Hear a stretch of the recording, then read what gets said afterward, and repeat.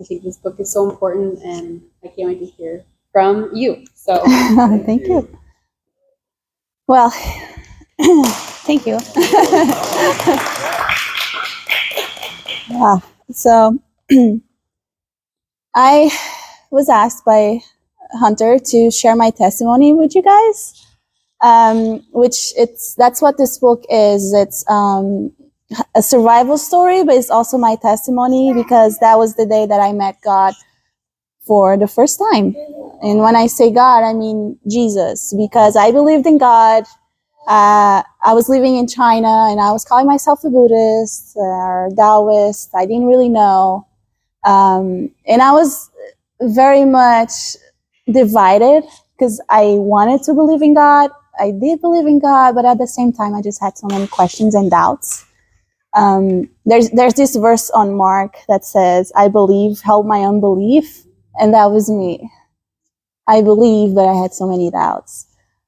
And so this day changed my life. To give you some idea, this tsunami, it happened off the coast of Indonesia.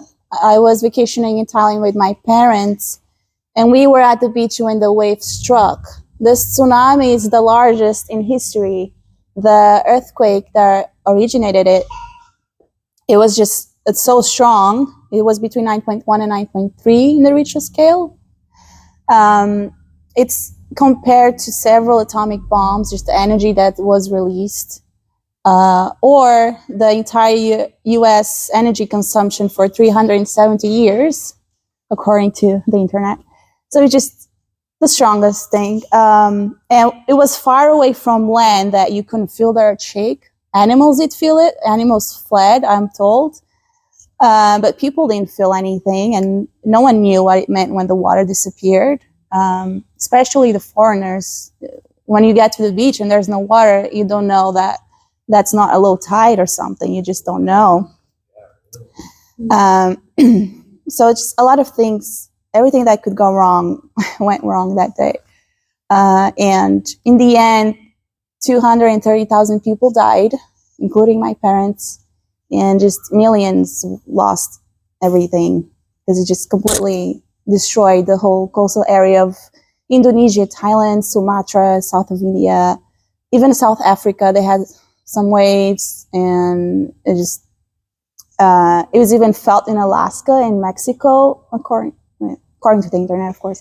It was just like the strongest tsunami. And I survived all of this at 13 without a scratch on me, without any new scratches. Because when you're a kid, you have scratches. But I didn't get hurt at all.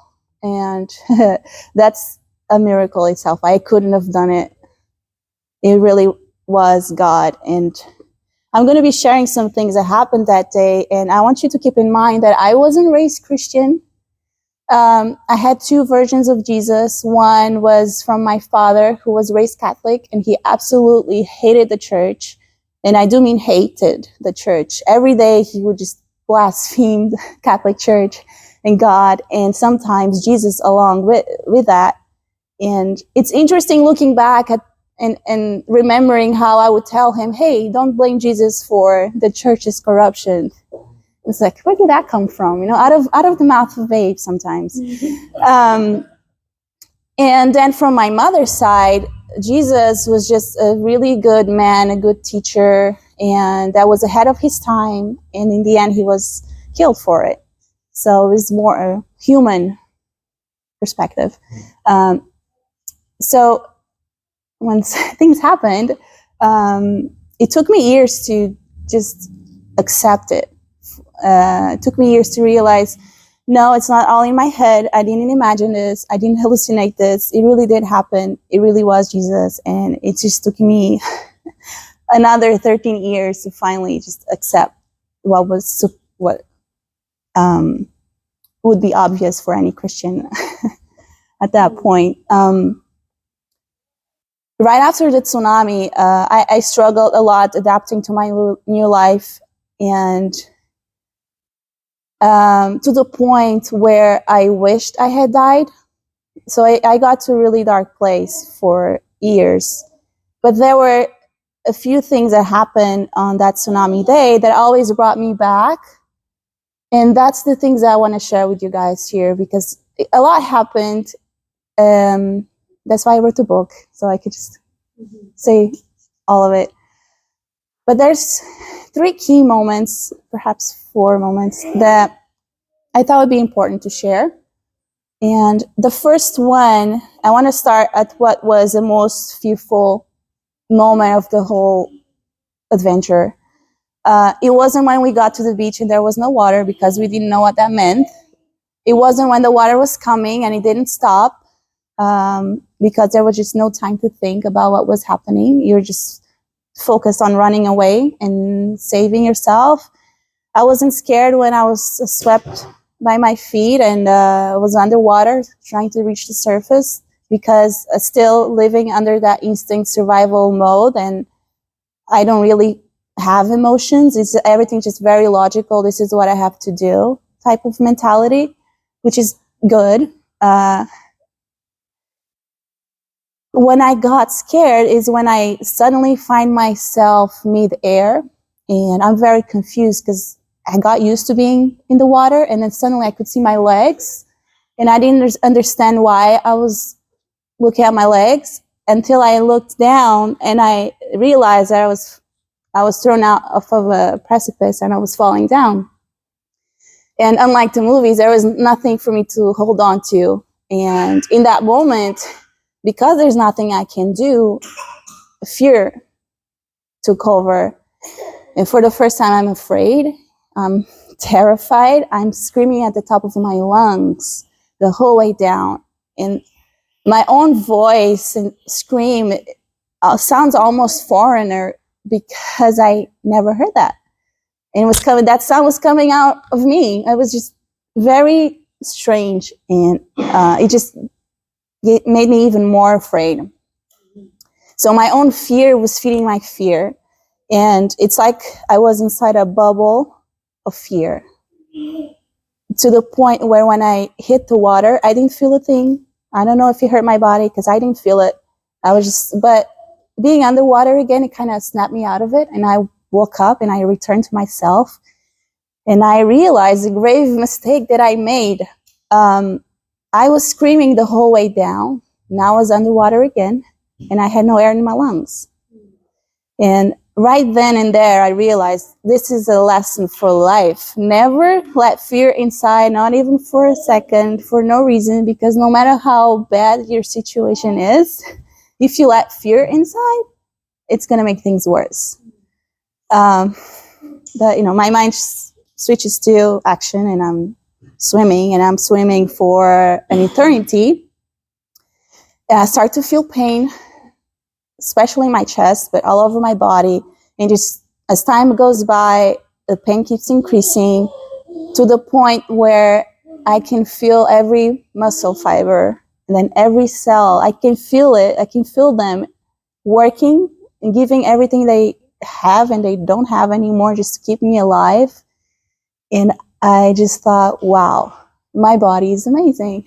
And again, I was 13. I was just a teenager. Girls at that age, they hate their bodies. And in that moment, I was like, wow, I love my body. So it was amazing. The time kept passing by. Pain kept getting worse. And it got to a point where I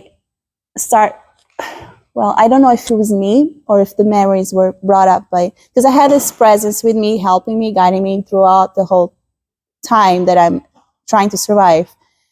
And this memory comes up in my mind of my mother telling me stories of other people who had been between life and death, and an angel had appeared to them and offered them the choice of life or death. So when I remember this, I, for the first time consciously, directed my thoughts at this presence that I could feel was there just observing me and just waiting. And I asked it, well, isn't it time that you offer me that same choice? And it did. In a way, it did, because it showed me that I didn't have to keep swimming. I could just stop everything and everything would be all right. I felt my pain disappear to the point where I had no more pain, and I felt so relieved. And as the pain disappeared, it was replaced with this feeling of peace, just transcending peace like I've never felt before or since. And it felt like I was finally going back home after a long day of hard work, like physical labor. I finally got to go home and just put my feet up and rest. There was that like relief and peace, but much more than just a day. At that point, it had been 13 years of hard work.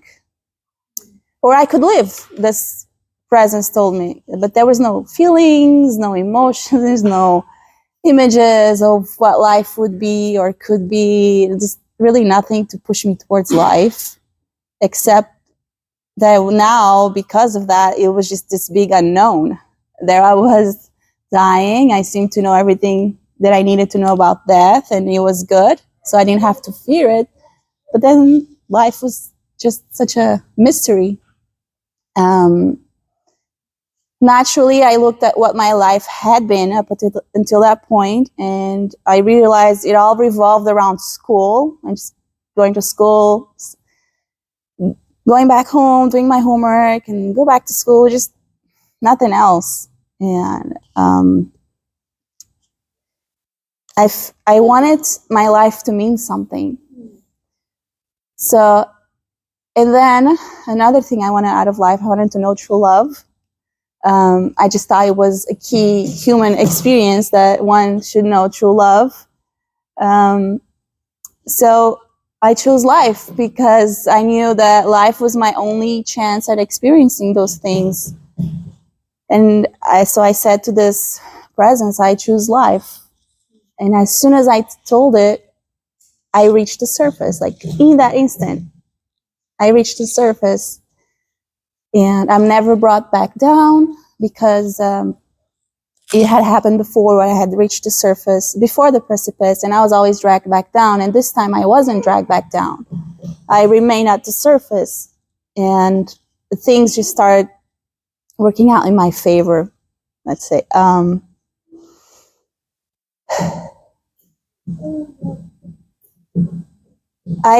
reached the surface, and I noticed the water's taking me towards some trees, and I must have thought, like, I must have worried about where I was going, because this voice, it told me, don't worry, you can think about where you're going.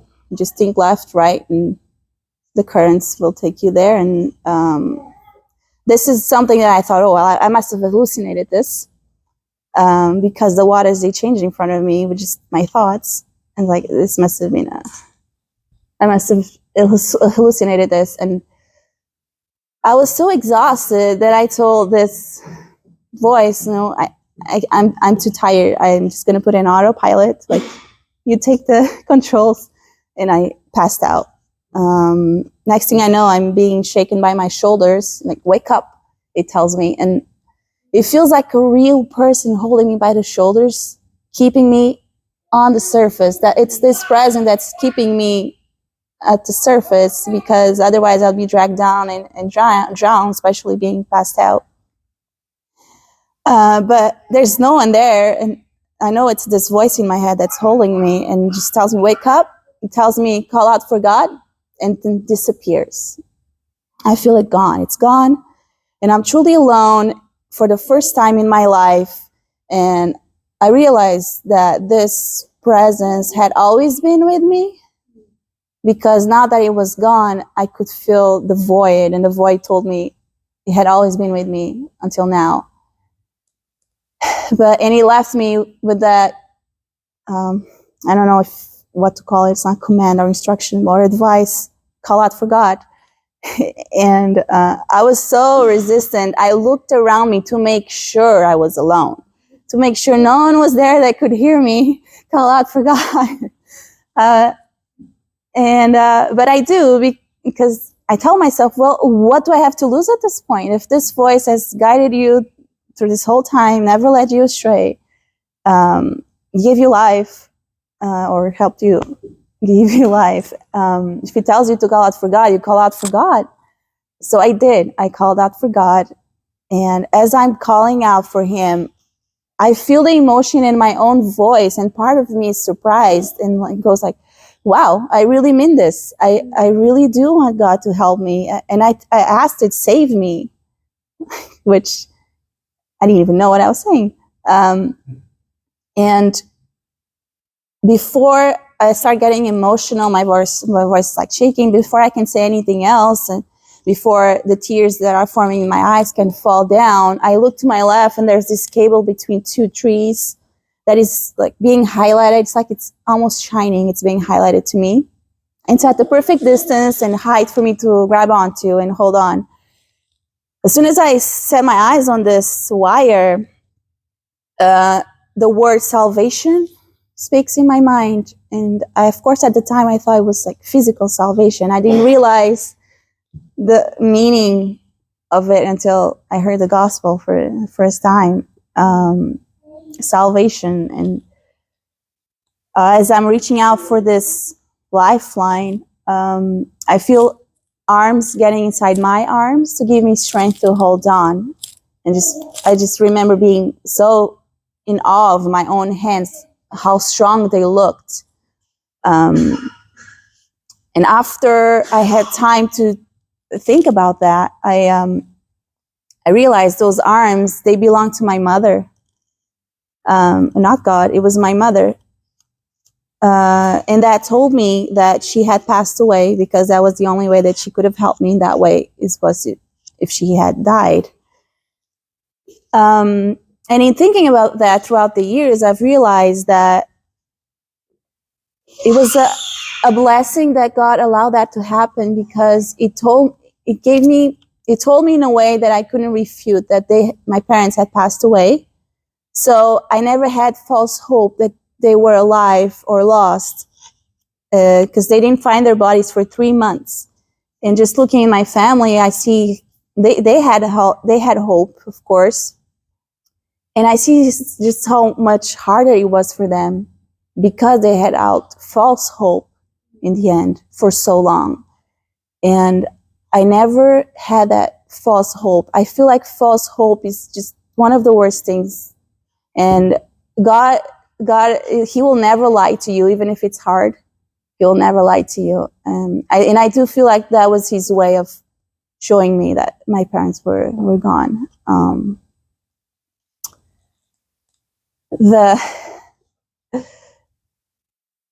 The next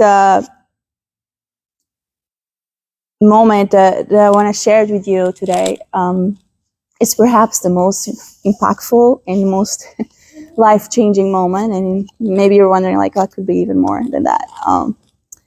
So at this time, I'm already in the mountains. I'm already safe, away from falling waves. And I witnessed a father getting reunited with his daughter right there in front of me. Like, they find each other right there. And I witnessed the whole thing. And this father, he's just in tears, holding his little girl in his arms. And I always get really emotional about that.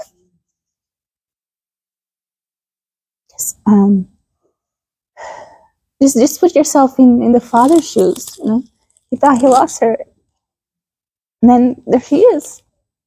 She seems like unharmed, and she's back into his arms. It's priceless, and I felt so privileged to be witnessing this.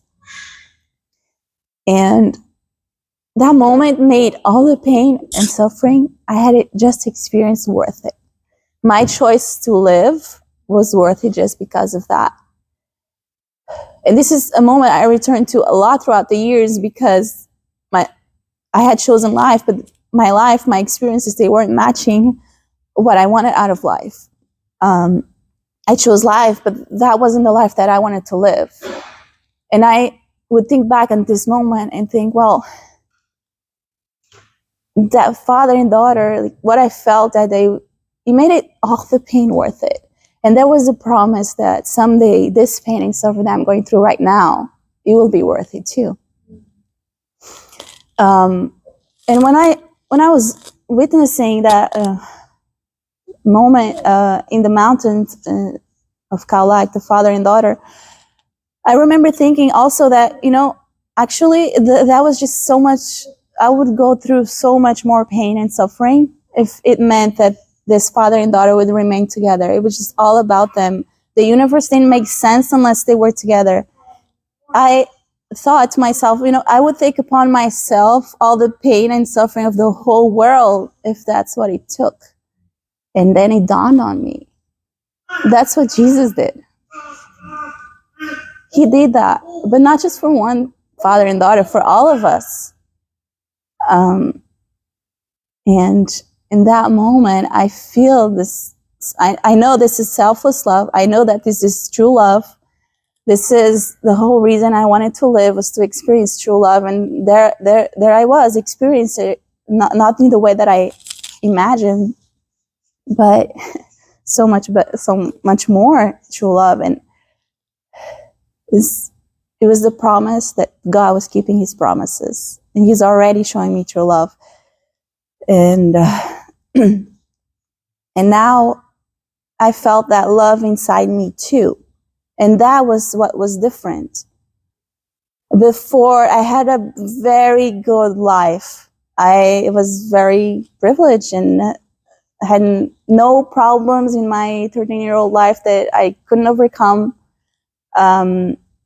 Really had no problems whatsoever. And in fact, I loved my life so much that at the time I believed in reincarnation, and there was this idea that you just evolve, like every life is a new level and I was told that if you wanted, you could repeat your life. And I was so happy with my life. I was like, I would like to repeat my lifetime. It's perfect. I have no problems. But there was something, though, that was lacking. I felt like I was living in this beautiful garden, but I was trapped in this glass box because I could see the garden. I could see the wind or the breeze through just playing with the grass, but I couldn't feel the wind. I couldn't smell the flowers. I could see everyone just having so much fun outside of the box. Yeah, I was in there. In that moment, mountains of Kaulak, in the middle of all this tragedy, just looking upon this father and daughter and feeling that love inside of me, the love of Jesus, the glass broke for the first time. And now I could feel it. And now I could understand also the people who were running towards the beach to help rescue other people, when just moments before I didn't understand. I just wanted them to just take me to safety, because at this point I had met like 3 people and they were always going towards the beach, and I just wanted someone to go with me out to safety, like just save yourself and take me with you. I just couldn't understand, and now I did. Suddenly everything just became clear. And even though in the next few days I was living in very uncertain times and in the middle of a very chaotic situation, I had so much love inside my heart. And when I looked around, I saw so much love in other people too, that it was hard to even focus on the tragedy. I felt like I had been born again, and now I know that I was. And so when my life got hard years later, it's strange, but I went back to that moment and to those days a lot. There's a reminder that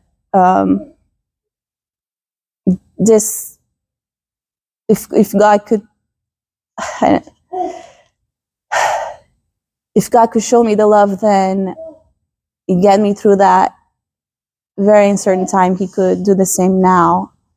And he did. He did.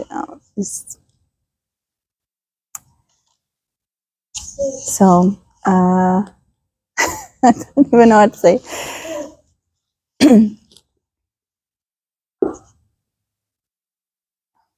Is there any questions? Anything?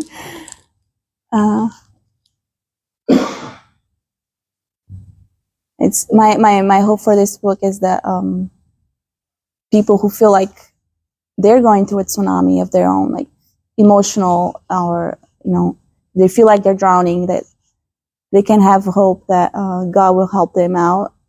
All they have to do is call out for God, even if it sounds ridiculous, and God will come and save them. And He will absolutely transform any situation, even the impossible ones. Yeah.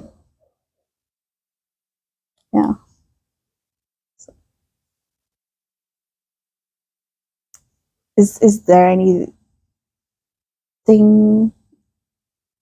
more? How were you identified people to get you back home? So once the communications were back on, a Norwegian couple, they contacted their family in Norway, and their family contacted the Portuguese embassy in Norway. And then the Portuguese embassy, they called their phone, and I talked with them, and between embassies of Portugal, and then at the time I was living in China, in Macau, and they just organized everything. They found my family in Portugal, and just authorities took over and made it happen. And yeah, I didn't have to worry about a thing. The days after the tsunami, what did your life look like? Like, where were you living? So I returned to our resort because ours was far away from the beach, so it's safe, and they had the mountains just right across too. And we often went to the mountains just to be extra safe. It was just days of waiting, really. I had people from the resort helping me.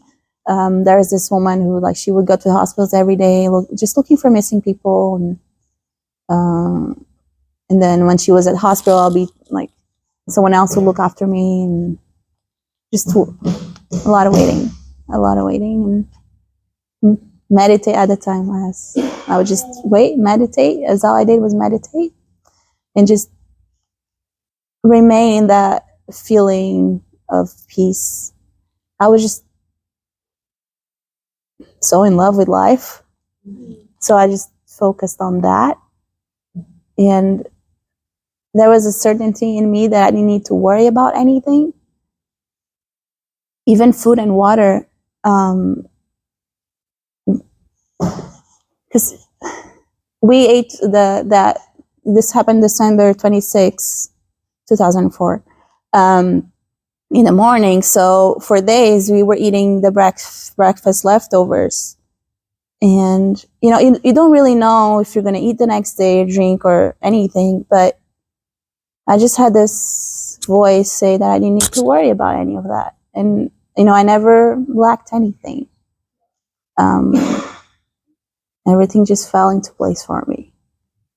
Like I say in the book, that I left the worrying for the adults, because I was just nourishing that presence.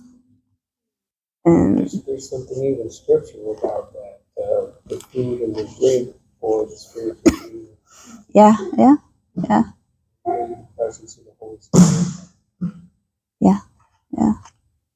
When I started learning the gospel for the first time, that's what made me believe in the end that I didn't imagine these things, because they were matching my experience. And so it's. How did you learn the gospel? Like, when did it connect? It was in 2017 at a small church in a small town in West Texas, a Pentecostal church. And my husband, he kept saying that this church was different than what I was used to. Portugal is very Catholic. So church for me was Catholic, and there were a lot of things that I just don't like about it. So I was very resistant at the thought of going to church, but he wanted me to meet the pastor because we were getting married, And so I was like, okay, I'll go. I'll keep an open mind. As soon as well, two things happened. I kind of had a personal deal with God that I was told whenever I'm unsure which way to go and I can't listen to your voice because I'm just like so confused, please send a butterfly, just pointing to the right way. And this church's doorstop, it had a butterfly. And 1 Corinthians 13, the one about the love that every wedding talks about, it had the butterfly with this verse about love. So that was the first sign. I was like, okay. And then I meet the pastor. He's right there. Is the next thing I see. And he's just shining. He's so joyful. He's just a happy man. And there's that song, got the joy, joy, joy. That pastor, he's the personification of that song. He's just so happy. And I remember thinking, wow, he's the happiest man on earth. What is this? And then I kept going to that church because every service there was something that was really talking to me, just from the worship songs to then the sermons themselves. And just everything started falling into place very slowly, piece by piece. And that was it. It's the beginning. So 2017, that's like 13 years after. That was the beginning. But it still took me a long time to believe fully in the resurrection, for example. It's like, I couldn't understand that. And it's not logical. It's not logical. It took me a long time. Yeah, eventually I got there. How I got there is also kind of interesting. Eventually the pastor changes and things in this church, they shift, and I start not liking it, and I leave church again, and I can't seem to find one that I like, and I just slowly start falling back into old habits, like the Israelites want to go back to Egypt, I guess. So I was in Bellingham, and I was doing this course about self-healing, really. It was around Easter, so Jesus was used as an example a lot. And the idea was, of course, that we could be like Jesus and heal ourselves. But in using Jesus so much, he actually helped me believe the resurrection. It was a lot of things. I can't even explain what he said exactly. Just finally clicked. It was something along the lines of, in the spiritual realm, there are no laws. There's no physical laws. There's no biological laws. And somehow they just made sense and just clicked, and I just believed. And I went from wanting to believe to just knowing that he had, in fact, resurrected. And much more than that, I realized, all this talk of healing yourself, I just became so aware that no, I cannot heal myself. I cannot even take care of a simple toothache or something. I can't do it. But I know that he can. And through him I can too. And there's a verse also that says, I can do all things through Christ who strengthens me. And yeah, that course helped me understand that. It's a little funny to me that God would use something a little heretical to finally bring me back. And yeah. And he does. And I love his humor, because even in his humor, he has purpose. Every time there's an inside joke, I laugh, and I was like, well, that's actually very deep. Wait a minute. And yeah, there's this recent one about the song Oceans. I've shared this before. And I love that song because it's like she's singing my story. Everything that she sings, it happened, except for this verse that talks about walking on water. That I didn't walk on water. And God was like, you didn't know that was an option back then, did you? And I just started laughing. But then after I was done laughing, I was like, wait a minute, that's actually really deep. I didn't know, how could I have asked for something I didn't know I could ask? And it just really pointed out, hey, there are people who are drowning and they don't know they can ask to walk on water, and they don't know they can just call out for God and He will save them. They don't know. How can they ask for something that they don't know they can have? So it's like, yeah. Which is, yeah. It was right after I published this book too, so it's kind of all like about it. Sorry. What are some hardships more recently? What did that look like? That Mm. you said you used to. Yeah, it was. So after losing my parents, an uncle of mine becomes my guardian, and he's just a toxic person, and it was just a constant emotional, mental bullying at home. And I used to think, most kids are bullied at school, but I'm bullied at home, and it just made me feel like worthless. Nothing I ever did was good enough, and he even blamed me for my parents' death. It was my fault, which I didn't believe him, but I was strong even then. But it's just the constant struggles. It just got me to a point where it's like, this is not why I chose life. I don't want to live, and I felt like I had no choice. I had no way out. And it wasn't until I was an adult now, like it's like 23, that I was finally clicked. Wait a minute, I don't have to put up with this anymore. I can just leave now. And that's what I did. I just left. It's like, it was kind of like breaking up a relationship. Hey, I'm done. We're done. Yeah. That was very hard because, I was a teenager, so teenagers are expected to rebel against authority. And he's very logical, and he can argument, like how do you say it? Not argument, like yeah, he could, yes. So whenever I tried to speak out, everyone would just take his side because he could just articulate himself so well, and he had an army of lawyers. So like it just felt like impossible. And yeah, then Bullied at school? No. School was my safe space.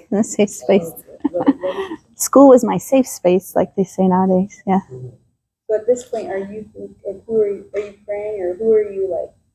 Because God saved you, but not yet realizing it's Jesus. Yeah. So I would talk with God always, all the time. It's always in just talking, venting, and he would talk back at times, but just basically telling me to hold on. One day this too will make sense. And just reminding me of things that happened in the tsunami, just giving me strength and carry on. you were extraordinarily brave during all that. Your age, and you just were so centered and focused and starting. Folks use a lot of courage to make decisions and think all in a split second. In the tsunami? Yeah. You must have been that way before too. You just have that kind of personality. So I know. I don't know. Was it surprising to you to have that kind of courage and strength going through it, or were you already pretty courageous and brave, or did it come from that? I don't know, because my life was great, so I didn't have a reason to be courageous or brave. It's right, like I was taught never to give up, though. Maybe that, um, and just really the relationship. Even though my parents weren't Christian, my mother especially, she did teach me to have a relationship with God, and that's what maintained me. It was God, really. Yeah. Would you say the stages where you thought you really were able to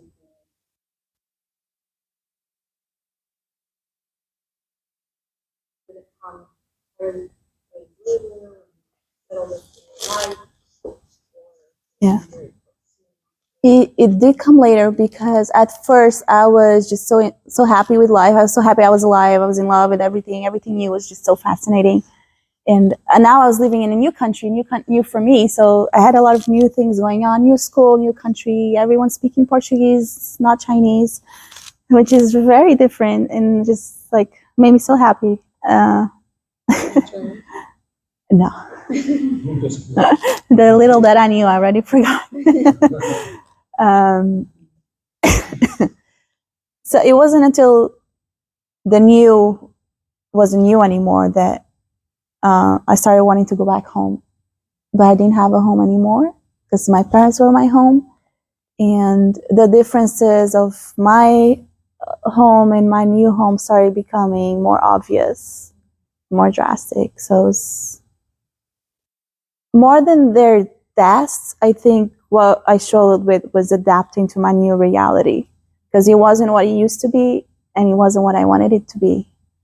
Uh, and just it was something I had to accept and then deal with.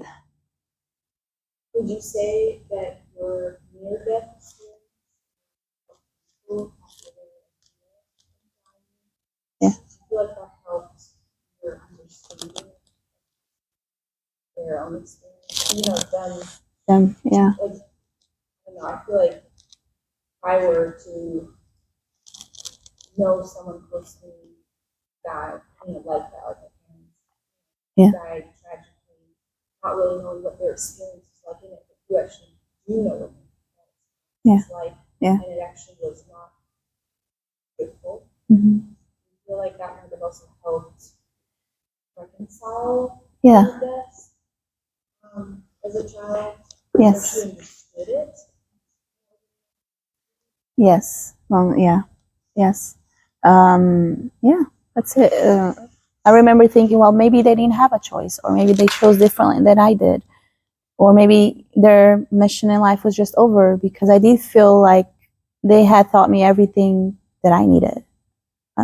Of course, I can't speak to them and if they lived everything they wanted, but it seemed to me that at least they knew true love, and I did not yet, but they seemed to know it. And I also had then peace brought out by dreams of my parents in heaven. Like there was this reassurance that they're okay.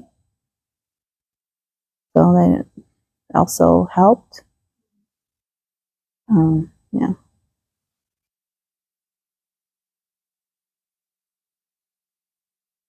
There was this man who he lost his wife, and now I know that she passed away, but we didn't know that at the time.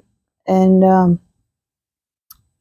this woman that I told you, her name is Patricia. She was helping me.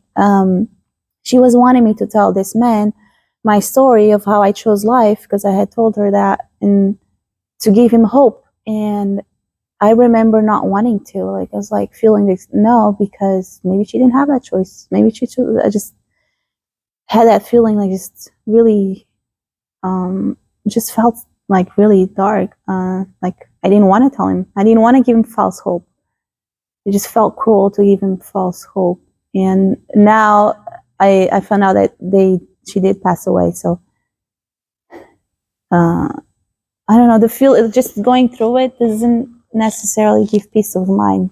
Because in that case, I didn't feel like, well, she's in peace. She's home. I don't know if she is. Um, I don't know. I don't know if that alone would have done it. I think the dreams were what did it really. Just maybe a few weeks in, it was still January. I had this dream of my mother, and she was just smiling with a lot of light behind her, just so much peace, and I knew it. And then if she was in heaven, then it just also meant that my dad was with her, because I couldn't imagine one without the other. Just like when I felt that my mother had died, I knew that he had too, and then when I felt that she was in heaven, I felt that he was too. And yeah, but I did have years later, I did have a dream with just my father, so kind of confirmed my feelings. Yeah.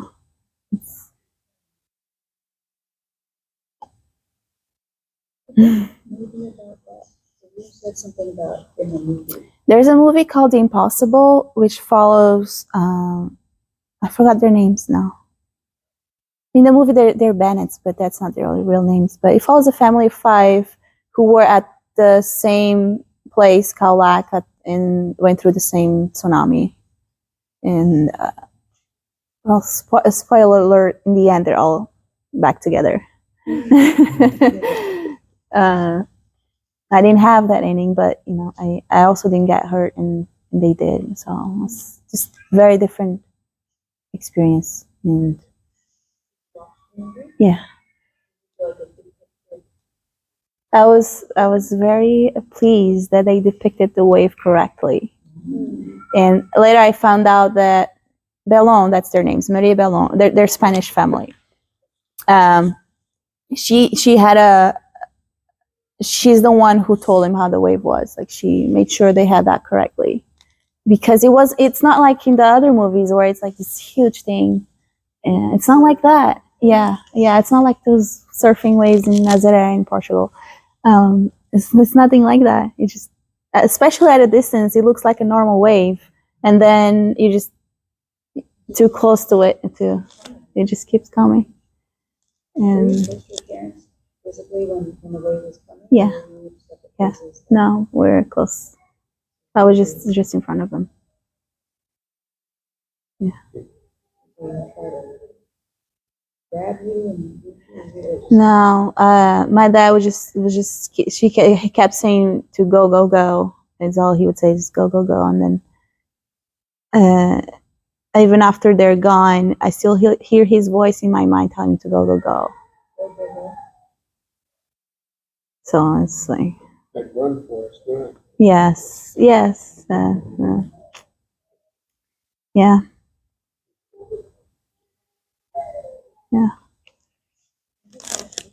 Oh, thank you.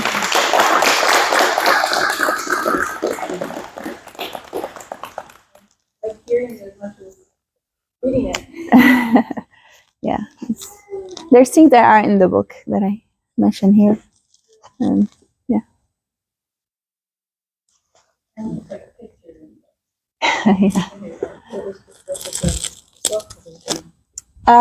So I'm a mother, and I wanted to be able to put my kids first. When you go with a publisher, you're under contract, and you just have no say sometimes in when things happen. So I just didn't want that. And I can control what it's written as well. Because everything's mine. Yeah. So I've had the experience of doing interviews, and then I go to watch the repeat, and they've cut certain things out. They cut Jesus out, or they cut just like one time I mentioned how my mother, she dreamt of a tsunami for 30 years of her life. She would have this reoccurring nightmare of a tsunami. And only one time I mentioned it, because I never like prepare what I'm going to say, things just spill out. And they cut that. And I was like, okay, that just like fed told me, okay, I can't talk about these things. And even though I was sharing my story, I was keeping a lot to myself. So I wanted to write a book where I would feel free to say everything. And the things I'm sharing now, I've never shared them before, not like this. Because I just,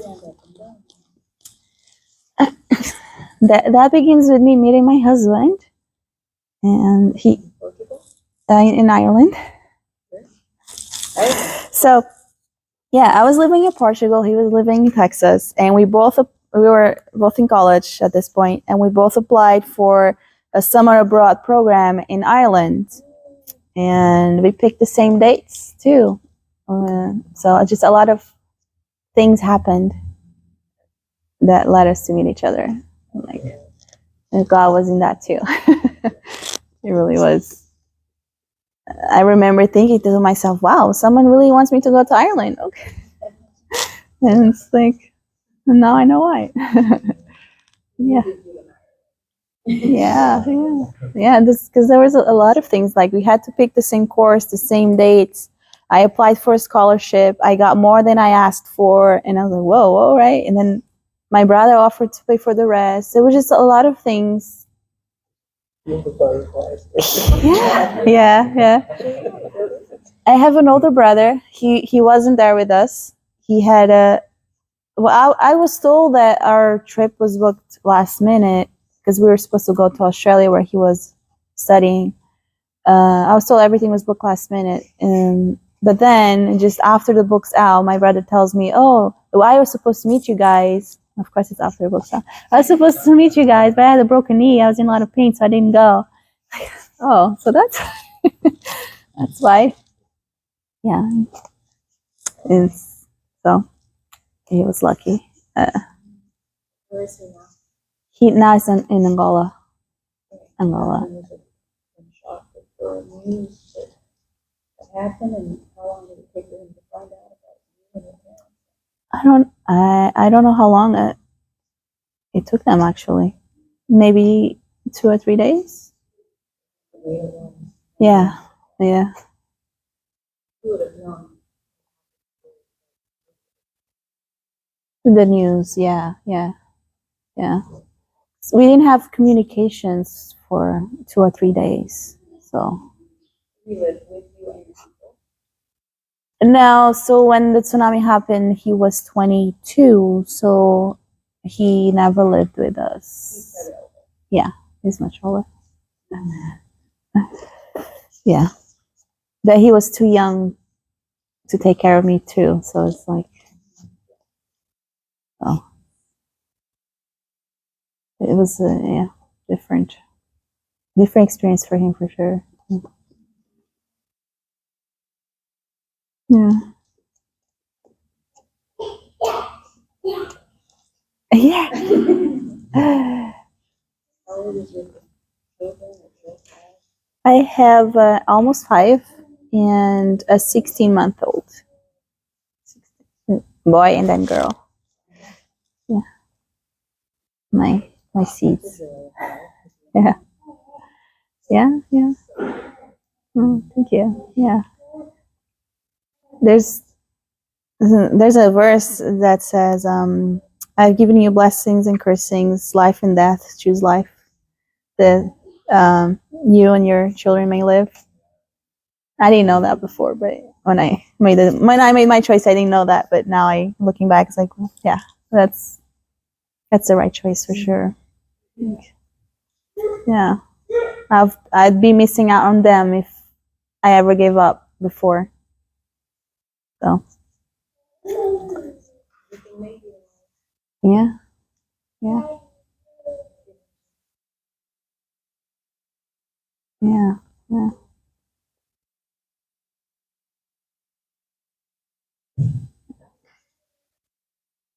Um, Thank you. No, thank you for listening to me.